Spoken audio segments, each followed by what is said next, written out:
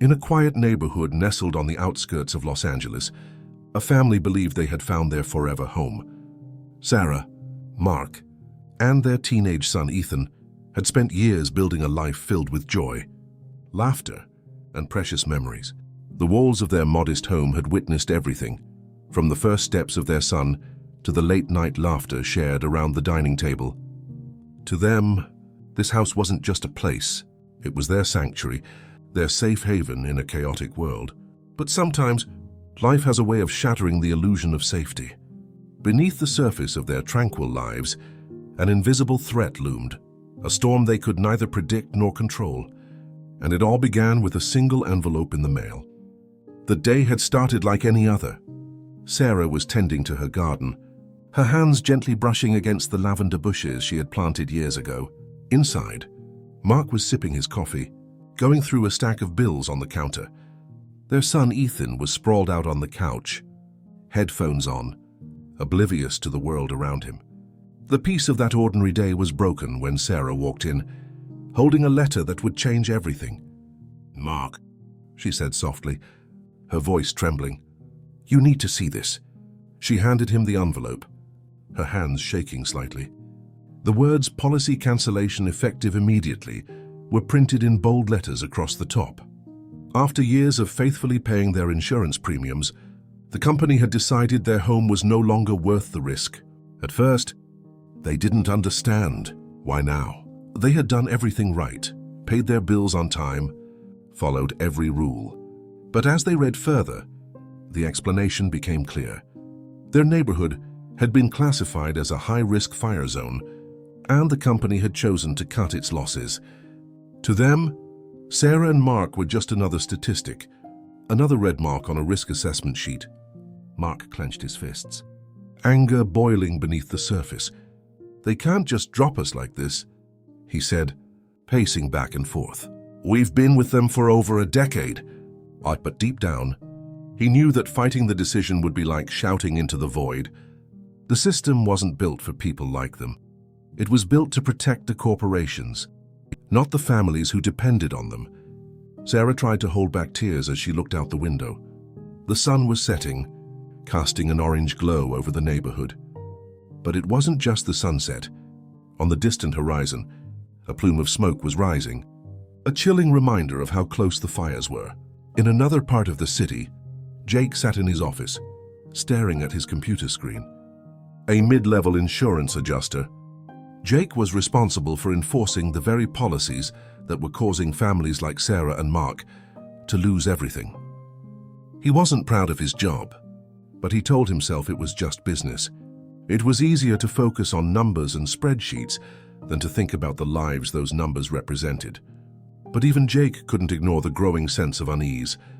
The more files he reviewed, the more he realized how widespread the cancellations were. Hundreds of families were being left vulnerable, their safety stripped away when they needed it most. He wanted to speak up, but every time he tried, he was met with the same cold response. "Jake, stick to the system. This isn't your problem." Back in their home, Sarah and Mark began preparing for the worst. They packed bags, gathered important documents, and made a plan to evacuate if the fires came any closer. But no amount of preparation could ease the growing tension in their household. Ethan, their teenage son, refused to accept what was happening. "We can't just leave," he said, his voice breaking. "This house is everything to us. It's not fair." Mark placed a hand on his son's shoulder, his voice heavy with emotion. "I know, buddy, but sometimes life isn't fair. What matters is that we stick together. As long as we have each other, we'll get through this." But even as he spoke, Mark couldn't shake the fear that they were on the brink of losing everything. The fires weren't just consuming trees and homes, they were exposing cracks in the very systems people trusted. Sarah and Mark had always believed that their insurance would be there for them in times of crisis. Now, they were forced to face the harsh reality that the system was built to protect profits, not people. And yet, this story isn't just about loss. It's about resilience. It's about a family's fight for survival, a man's struggle with his conscience, and the power of courage in the face of devastation.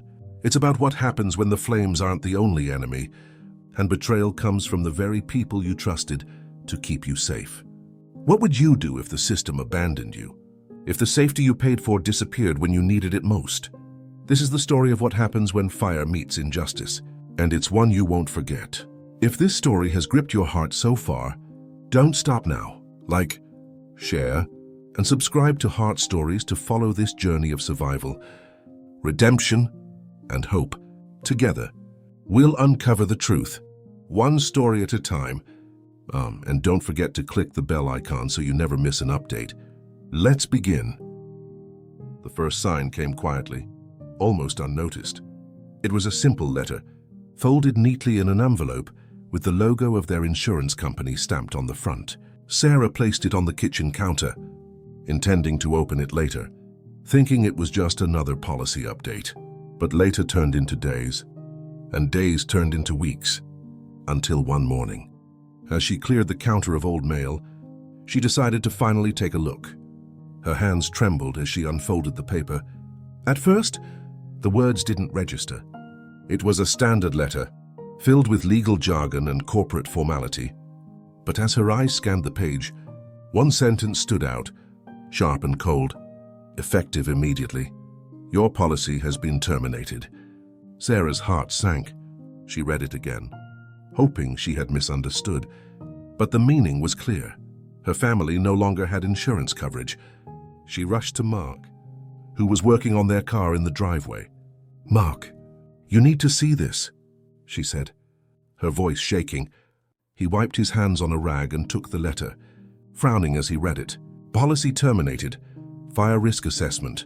Inability to continue coverage, he muttered under his breath. "This can't be happening," he said finally, his voice filled with disbelief. The family had always paid their premiums on time, never missed a payment, and followed every rule, but none of that mattered. To the insurance company, they were just numbers on a spreadsheet. Their home, located in what was now classified as a high-risk fire zone, was deemed uninsurable. No exceptions, no appeals. Miles away, in a glass-walled office building, Jake sat at his desk, staring at his computer screen. His job was simple, or so it seemed. Review risk assessments, approve policy terminations, and move on to the next file. But recently, the sheer volume of cancellations had started to bother him. Family after family, home after home, their policies were being terminated with no warning. He knew the company's reasoning, minimizing exposure to financial loss in fire-prone areas. But the human cost of those decisions was something he couldn't ignore. Jake's boss, a man named Charles, had made it clear that questioning the system was not an option. "We're running a business, not a charity," Charles had said during a recent meeting. "If they're in a fire zone, they're a liability. End of discussion." Jake had nodded along like everyone else. But deep down, he felt a knot of guilt growing tighter with each new cancellation he processed. One of those cancellations was for Sarah and Mark's home. Jake remembered the file clearly. The system had flagged it as high risk due to its location near a wildfire-prone area.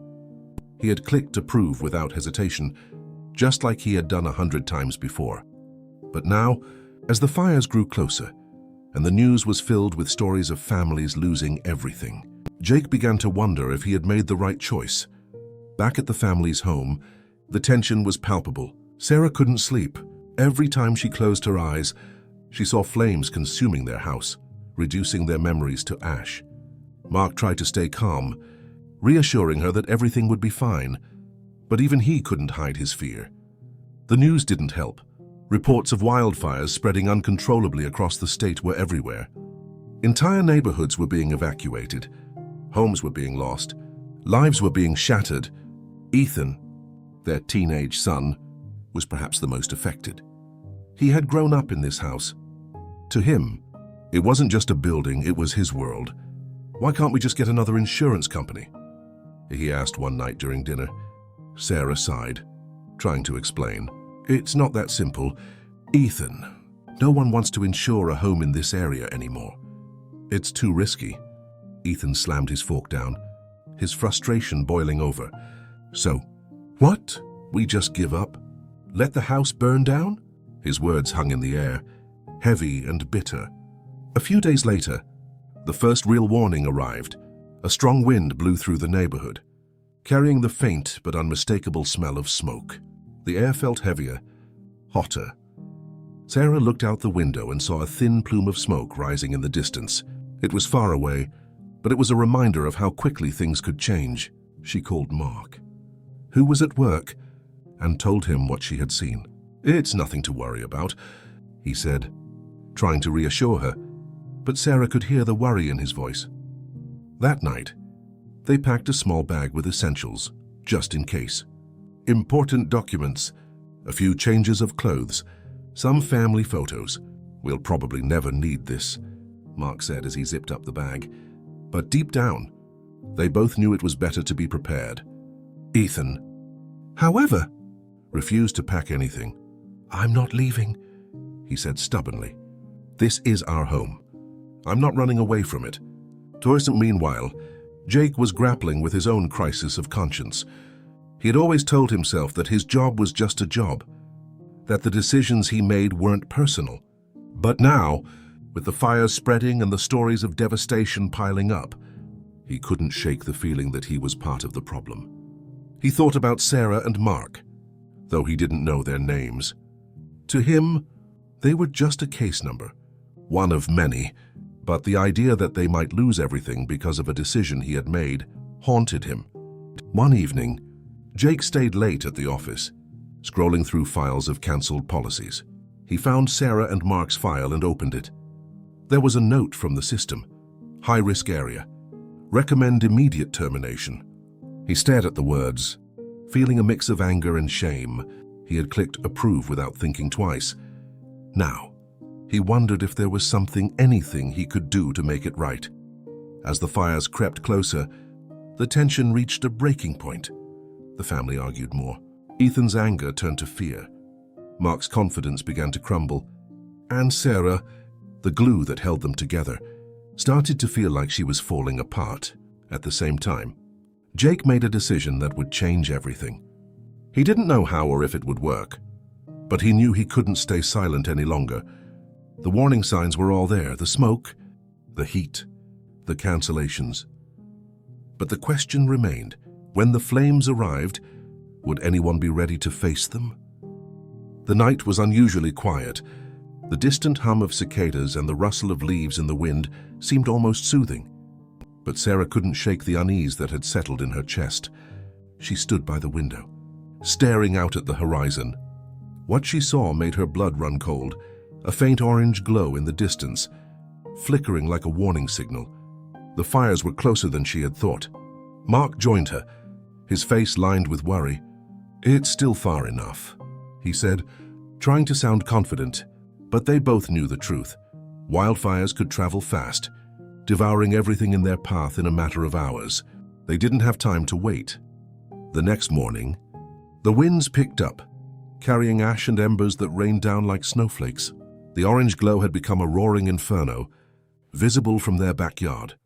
Emergency alerts buzzed on their phones, warning residents to prepare for evacuation. The smell of smoke was overwhelming now, seeping into the walls and furniture, making it impossible to ignore the danger. "We need to leave," Sarah said, grabbing the bag they had packed earlier. But Ethan resisted, standing in the doorway with tears in his eyes. "We can't just abandon our home. We've lived here my whole life." His voice cracked, and Sarah knelt down, placing her hands on his shoulders. "Ethan," she said softly, "I know how much this house means to you, but your safety is more important. We can't replace you." Reluctantly, Ethan nodded, but his heartbreak was evident. Mark loaded the bag into their car as Sarah ushered Max, their golden retriever, into the back seat. The family climbed in, the engine roared to life, and they began their drive away from the only home they had ever known. The roads were packed with cars, all heading in the same direction, away from the fire. Horns blared, and the tension in the air was palpable. People were yelling, trying to navigate through the gridlocked streets. Sarah looked out the window, watching families clutching their pets, their belongings, and whatever hope they had left.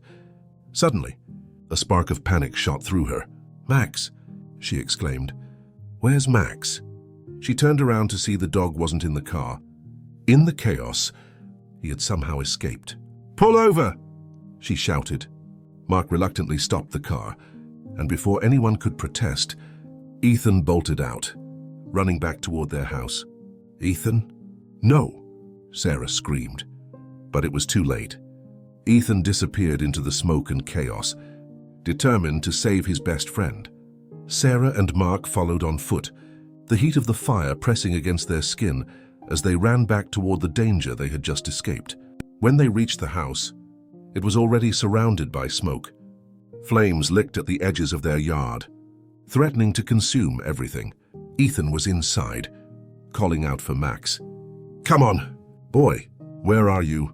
His voice was frantic, echoing through the empty halls. Mark charged in, coughing as the smoke filled his lungs. He found Ethan in the living room, clutching Max tightly in his arms. "We have to go. Now!" Mark shouted. Together, they stumbled out of the house, the flames just feet behind them. As they reached the street, the house erupted into a fiery blaze, the roof collapsing in a deafening roar. They had escaped, but their home, the place where they had built their lives, was gone. Meanwhile, in the office of the insurance company, Jake was glued to the news. Footage of the fires showed neighborhoods in ruins, families standing in shock as their homes burned to the ground. Jake recognized one of those families, Sarah. Mark and Ethan.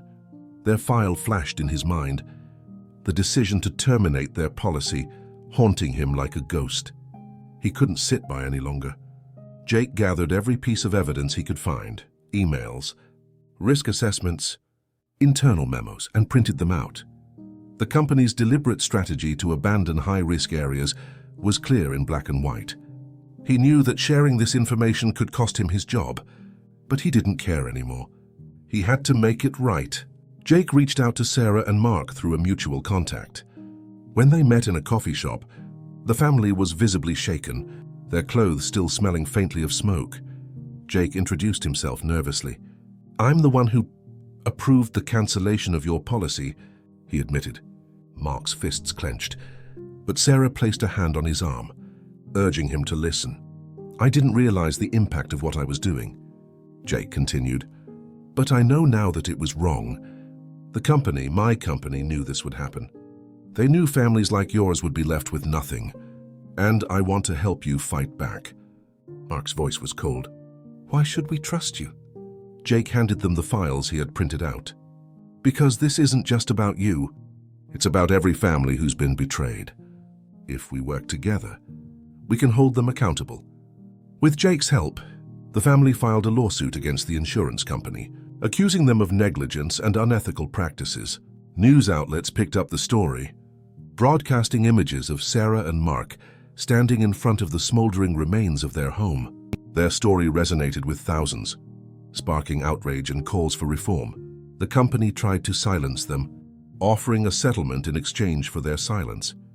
But Sarah and Mark refused. "This isn't about money," Sarah said during a televised interview. "This is about justice, for our family and for everyone else who's been abandoned." The fire had taken their home, but it couldn't take their resolve. With Jake's testimony and the support of a growing movement, the family was prepared to face the company head-on. But would their courage be enough to bring down a giant? Or would the system, once again, protect itself at the expense of the people it was supposed to serve? The fire didn't just consume homes and trees, it devoured dreams, memories, and the sense of safety that so many families had taken for granted. For Sarah, Mark, and Ethan, the smoldering ruins of their home stood as a haunting reminder of what they had lost. The house where Ethan had taken his first steps, where Sarah had planted her first garden, where Mark had built a life for his family, was now reduced to ash and rubble. They stood on the edge of the destruction, holding each other tightly. Ethan clutched Max, their golden retriever, who had miraculously survived the chaos. Tears streamed down Sarah's face as she whispered, "We're safe." That's all that matters. But deep inside, they all knew it wasn't enough. They weren't just grieving the loss of their home, they were mourning the betrayal that had left them unprotected in their hour of need. In the days that followed, the reality of their situation began to sink in. Without insurance, there was no way to rebuild. The emergency shelters were overcrowded, filled with other families who had suffered the same fate. The air was thick with grief and frustration as people shared their stories. Families abandoned by the very companies they had trusted to protect them. Mark, usually the pillar of strength for his family, began to unravel. He spent hours pacing outside the shelter, trying to find answers, solutions, anything. "This isn't right," he said to Sarah one night. "We did everything we were supposed to. We paid our premiums. We followed the rules, and now we're left with nothing."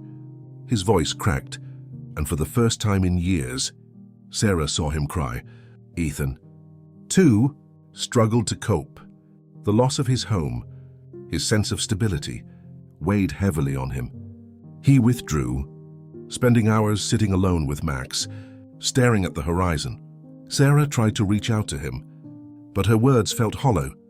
"How do I tell my son that everything will be okay?" she thought, "when I don't even believe it myself?" Meanwhile, Jake was facing his own crisis. After meeting with Sarah and Mark and hearing their story firsthand, he couldn't shake the guilt that had taken root in his heart. Every time he looked at their file, he felt a pang of regret. He had been part of the system that had destroyed their lives. And now he was determined to make it right. Jake spent hours digging through company records, uncovering emails and documents that painted a damning picture of the company's practices. He found evidence of deliberate strategies to cut off high-risk areas, internal memos prioritizing profits over people, and even instructions to deny coverage retroactively in certain cases. The deeper he dug, the angrier he became. But his actions didn't go unnoticed. One evening, as Jake was leaving the office, his boss, Charles, stopped him. "Jake, I hear you've been looking into old files," Charles said, his tone icy. "You need to be careful. This isn't your fight." Jake met his gaze, his jaw tightening. "It is my fight," he said, "because I can't sit by and watch families lose everything while we profit off their pain." The tension came to a head when Jake was called into a meeting with senior executives. They presented him with a non-disclosure agreement, offering a substantial severance package in exchange for his silence. "Sign this, and we'll forget about your curiosity," Charles said, sliding the document across the table. Jake stared at the paper, his hands trembling. He thought about Sarah, Mark, and Ethan. He thought about all the other families who had been abandoned. "No," Jake said, pushing the paper back. "I won't be a part of this anymore." Charles's face darkened. "You're making a mistake," he said. But Jake didn't care. He walked out of the office, knowing he had just burned every bridge behind him. But for the first time in months, he felt free. Jake reached out to Sarah and Mark, this time not just with words but with actions. He handed them a folder filled with evidence, emails, memos, risk assessments, all proving the company's deliberate neglect. "This is everything you need to hold them accountable," he said. Mark flipped through the pages, his eyes widening. This could change everything," he said. With Jake's help, the family filed a lawsuit against the insurance company, alleging negligence, fraud, and breach of contract. The case quickly gained attention, with news outlets picking up the story. Sarah and Mark found themselves in front of cameras, sharing their story with the world. "We're not just fighting for ourselves," Sarah said during an interview. "We're fighting for every family who has been abandoned and betrayed." The lawsuit sparked outrage. Thousands of people came forward with similar stories, sharing how they had been left unprotected in their time of need. Protests erupted outside the insurance company's headquarters, with people holding signs that read, "People over profits and we deserve better." The public pressure was mounting, and the company's executives found themselves scrambling to control the narrative. But the fight wasn't easy. The company's legal team was ruthless, using every tactic to discredit Sarah and Mark. They argued that the family should have known the risks of living in a fire-prone area, that the cancellation was within their rights. But Sarah refused to back down. "This isn't just about us," she said during a deposition. "It's about holding them accountable for the lives they've destroyed." As the case moved forward, Sarah and Mark began to see glimmers of hope. Their story had inspired a movement, and people from all walks of life were rallying behind them. Donations poured in, helping the family cover legal fees and rebuild their lives. Even Ethan, who had struggled so much in the aftermath of the fire, began to find his strength again. "We're not just victims," he said one day. "We're fighters."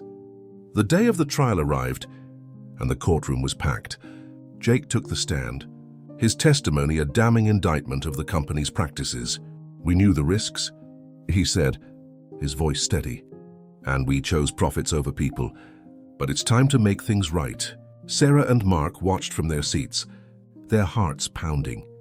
This was their chance to finally hold the company accountable. But the question lingered: would justice prevail, or would the system protect itself once again? The fight was far from over. But one thing was clear: this family wasn't backing down. And with Jake by their side, they were ready to face whatever came next. The trial was not just a legal battle, it was a fight for justice, a chance for Sarah, Mark, and countless others to reclaim their dignity after being betrayed by a system they had trusted. The courtroom was packed with journalists, activists, and families who shared similar stories of loss. The stakes were higher than ever, and the atmosphere was electric with anticipation. On one side of the room sat the corporate attorneys, their suits immaculate, their faces stoic. They represented an institution with immense resources and influence, a behemoth that had crushed challengers before. On the other side was Sarah and Mark, flanked by Jake and their small but determined legal team. They were outnumbered and outfunded, but they had something the corporation didn't: the truth. The company's lawyers wasted no time attacking the family's credibility. They painted the fire as an unavoidable act of nature, claiming the company had acted within its rights to cancel policies in high-risk areas. "It's not about blame," their lead attorney said in his opening statement. "It's about understanding the realities of operating in an increasingly dangerous world." But Sarah's attorney countered with compelling evidence. Emails from corporate executives showed a clear pattern of prioritizing profits over people. Memos revealed that the company had calculated the cost of lawsuits and found it cheaper to risk litigation than to honor policies. Jake's testimony was the turning point. "We knew these families would be left with nothing," Jake said, his voice steady but filled with emotion. "But the decision was made to protect the bottom line. I approved hundreds of cancellations, including Sarah and Mark's, because that was my job. But it wasn't right." His words hung in the air, a powerful indictment of the system. Sarah took the stand, her voice trembling at first, but growing stronger with each word. She described the night of the fire, the panic, the helplessness, the heartbreak of watching their home burn while knowing they had no safety net. "We did everything we were supposed to," she said, her eyes meeting the jury's. "We paid our premiums. We trusted them. And when we needed them the most, they abandoned us." Other families testified as well, sharing similar stories of betrayal and loss. A father recounted how his children had to sleep in their car after their home was destroyed. An elderly woman described losing the house she had lived in for over 50 years. The courtroom became a space not just for legal arguments, but for the collective grief and anger of a community that had been wronged. As the trial progressed, the corporation's defense began to crumble. Their attempts to dismiss Jake's testimony as the words of a disgruntled employee failed spectacularly when the jury saw the mountain of evidence he had provided. Every email, every memo, every risk assessment painted a clear picture of deliberate negligence. The executives squirmed in their seats as their decisions were laid bare for the world to see.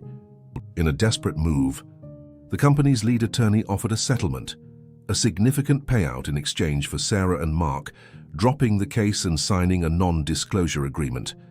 It was tempting, money that could rebuild their lives and secure their future. But Sarah refused. "This isn't about money," she said firmly. This is about accountability. After weeks of emotional testimonies and heated arguments, the jury reached a verdict. The tension in the courtroom was palpable as the foreperson stood and read the decision. "We find the defendant liable for negligence and breach of contract," she said. The room erupted in gasps and cheers. For the first time in months, Sarah and Mark felt a glimmer of hope. The court awarded significant damages to the family, but more importantly, the ruling set a precedent.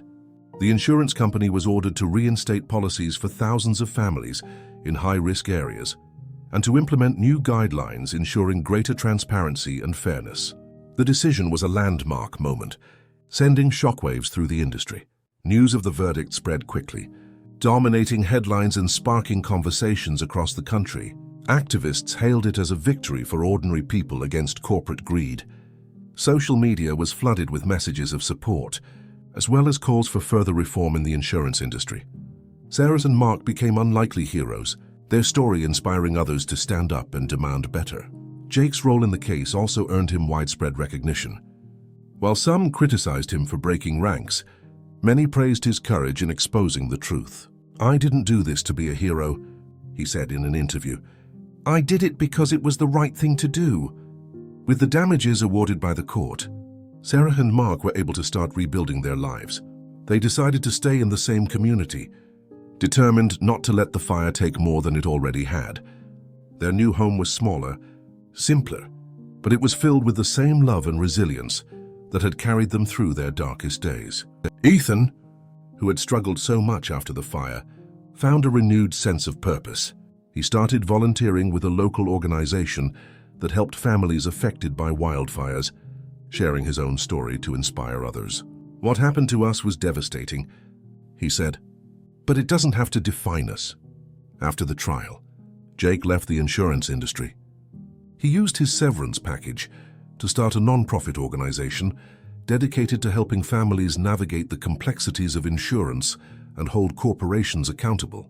"No one should have to go through what Sarah and Mark went through," he said. "This is my way of making sure that doesn't happen again." The organization quickly gained traction, drawing support from people across the country. Jake's decision to turn his guilt into action became a powerful example of redemption and the impact of standing up for what's right. The trial was over, but the fight for change had just begun. Sarah and Mark continued to advocate for stronger consumer protections, speaking at events and sharing their story with policymakers. Their experience became a catalyst for reform, inspiring new legislation aimed at preventing future betrayals by the insurance industry. In the end, the fire had taken so much from them, but it had also revealed their strength, their resilience, and their ability to transform tragedy into something greater. Their story wasn't just about loss, it was about hope, justice, and the power of standing together. Months had passed since the verdict, but the echoes of the trial continued to reverberate. For Sarah, Mark, and Ethan, life had taken on a new rhythm, not one of rebuilding what they had lost, but of creating something new from the ashes. Their journey had been painful, filled with challenges that tested their faith and resilience. Yet, they had emerged stronger, more united, and determined to make a difference. Their new home, though modest, was a testament to their perseverance. The walls were bare, the furniture simple, but it was a place of peace.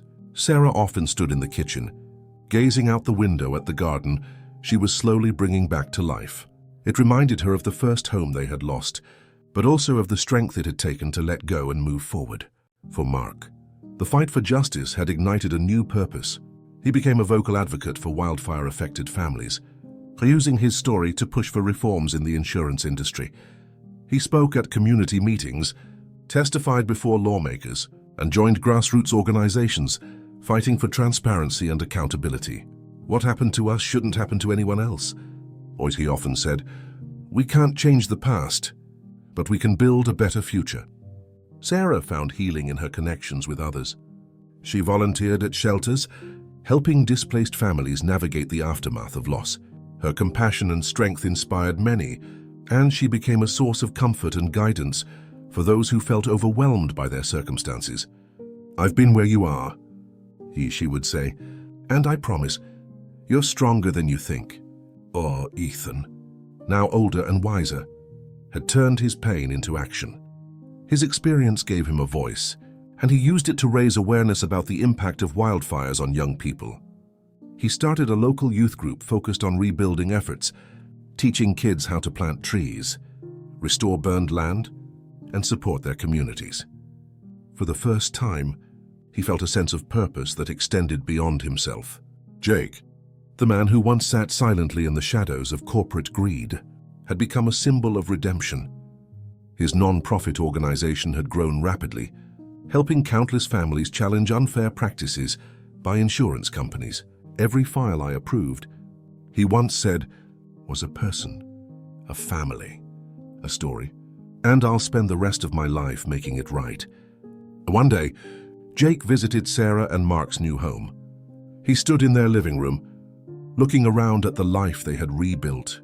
"This is what it's all about," he said, his voice filled with emotion. Sarah placed a hand on his shoulder. "Jake, you gave us the courage to fight back. None of this would have been possible without you." For Jake, their gratitude was humbling. He had started his journey as an employee following orders, but now he was a man driven by purpose, determined to use his experience to protect others from suffering the same fate. The verdict in Sarah and Mark's case didn't just change their lives, it sparked a nationwide movement. Families across the country began sharing their stories, demanding accountability from corporations that had abandoned them. Social media campaigns gained traction, with hashtags like "People Over Profits" and "Justice for Families" trending for weeks. Policymakers took notice. New legislation was introduced, aimed at holding insurance companies to higher standards of transparency and fairness. It wasn't a perfect solution, but it was a start, a step toward a world where people could trust the systems meant to protect them. In the end, the fire that had once symbolized destruction became a catalyst for change. It brought out the worst in a system built on greed, but it also revealed the best in people, their courage, compassion, and determination to stand together in the face of adversity. Sarah and Mark's story became a beacon of hope, a reminder that even in our darkest moments, there is light to be found. For their family, the journey wasn't just about survival, it was about transformation. They had lost everything, but they had gained something far more valuable, the knowledge that they were stronger than they ever imagined. And now, we turn the question to you. What would you do if faced with a similar situation? How would you fight for what matters most to you? Would you find the strength to rise from the ashes, just as Sarah, Mark, and Ethan did? We want to hear your thoughts. Share your stories in the comments below, your experiences, your challenges, your triumphs. Together, we can inspire each other and build a community of hope and resilience. If this story has touched your heart, don't forget to give it a thumbs up, share it with your friends, and most importantly, subscribe to Heart Stories. By subscribing, you're not just supporting our channel, you're joining a movement to uncover the truth, fight for justice, and celebrate the incredible strength of the human spirit. Thank you for being part of this journey. Until next time, stay strong, stay hopeful, and remember, even in the darkest of times, there's always a way to rise again. This is not just a story of survival, it's a story of transformation. And it's a story that reminds us all of what it means to fight for what truly matters. Thank you for watching Heart Stories. We'll see you in the next chapter.